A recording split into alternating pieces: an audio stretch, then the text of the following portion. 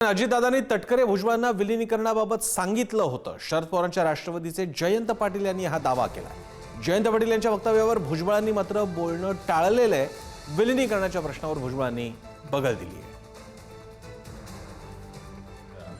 याची चर्चा आमच्या सगळ्या बरोबर झाली. सुप्रियाताई त्यात काही वेळा उपस्थित ठेवायचा मी प्रयत्न केलेला होता.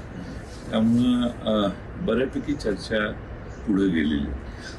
अजितदादांच्या मागे आणि त्यांनी मला हेही सांगितलेलं की त्यांनी प्रफुल्ल पटेल, सुनील तटकरे, छगन भुजबळ आणि त्यांच्या पक्षातल्या अन्य आमदारांना देखील याची त्यांनी कल्पना दिली आहे की आम्हाला त्यांनी स्पष्टपणाने सांगितलं.